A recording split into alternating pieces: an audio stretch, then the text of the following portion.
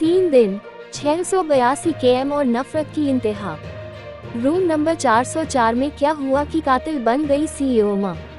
तारीख 6 जनवरी 2024।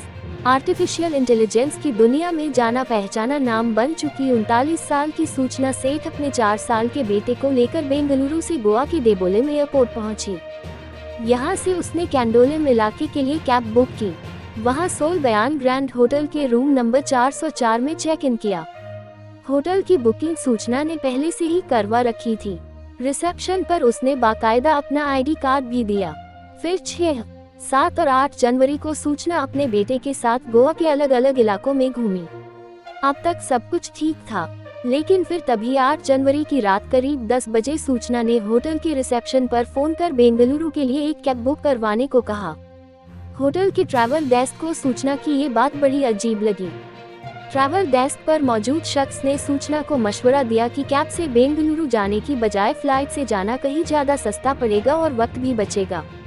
लेकिन सूचना ने कैब से ही बेंगलुरु जाने की बात दोहराते हुए उसे उसके लिए उसी वक्त एक कैब बुक करने को कहा। साथ ही ये भी कहा कि पैसे की चिंता ना करें, जो भी किराया होगा वो दे देगी। अब रात 8 जनवरी से 9 जनवरी में दाखिल हो चुकी थी। रात के करीब 1 बजे थे।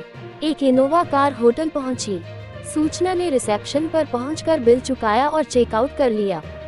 चेकआउट करने के बाद एक बैग लिए वो होटल से बाहर निकली और बाहर खड़ी इनोवा कार में बैठ गई। कार अब गोवा से बेंगलुरु के लिए रवाना हो गई। लेकिन सूचना के जाने में एक अजीब बात थी। होटल वो अपने 4 साल के बेटे के साथ आई थी, लेकिन चेकआउट के बाद जब वो होटल छोड़ रही थी तब उसके पास सिर्फ एक बैग था, बेटा नहीं। गोवा से बेंगलुरु तक की दूरी 682 किलोमीटर से भी ज्यादा की है। सड़क के रास्ते इस सफर को पूरा करने में लगभग 13 घंटे लगते हैं। उधर सूचना कार में बेंगलुरु की तरफ बढ़ रही थी। इधर गोवा में नई सुबह ने दस्तक दे दी थी। सुबह होते ही होटल के स्टाफ ने तमाम कमरों के साथ साथ सूचना के कमरे की भी सफाई करनी शुरू कर दी। तभी एक स्टाफ की नज़र सूचना के कमरे में मौजूद खून की कुछ बूंदों पर पड़ी। खून देखते ही वो घबरा गया। उसने फौरन होटल मैनेजर को इसकी खबर दी। मैनेजर ने फौरन कैलनगुड पुलिस स्टेशन को इसकी सूचना दी। तब घड़ी में सुबह के 8 बजे थे। सूचना मिलते ही पुलिस फौरन होटल के उस कमरे में पहुंची। खून के निशान देखकर पुलिस को अंदाजा हो गया कि इस कमरे में कुछ तो हुआ है। पुलिस ने होटल स्टाफ से कमरे में ठहरे गेस्ट के बारे में पूछताछ की। तब पता चला है कि ये कमरा रात 1 बजे बेंगलुरु से सूचना सेठ नाम की एक महिला ने खाली किया था। गोवा पुलिस ने सूचना के बारे में होटल स्टाफ से पूरी जानकारी मांगी। न सिर्फ जानकारी मांगी, बल्कि होटल के सीसीटीवी फुटेज को भी खंगाला। तभी पुलिस को सूचना के 4 साल के अपने बच्चे के साथ बेंगलुरु से गोवा आने और रात 1 बजे कैब से बेंगलुरु वापस जाने के बारे में पता चला। पुलिस भी फ्लाइट की बजाय कैब से बेंगलुरु जाने की सूचना के फैसले को जानकर हैरान रह गई।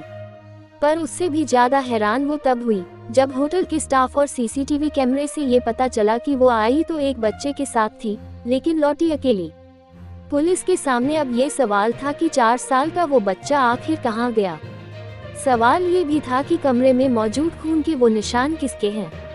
पुलिस के सवाल का बेखौफ होकर दिया जवाब। पुलिस ने फौरन अपना दिमाग लगाया और होटल के ट्रैवल डेस्क से उस ट्रैवल एजेंसी का नंबर लिया जिसने सूचना के लिए इनोवा कार भेजी थी। गोवा पुलिस ने कार ड्राइवर को फोन मिलाया। फोन मिलाते ही उससे कहा कि वो कार में बैठी मैडम से उसकी बात कराए। मैडम यानी सूचना के लाइन पर आते ही पुलिस ने उससे पूछा कि क्या आपका बेटा कहाँ है, वो आपके साथ वापस क्यों नहीं गया।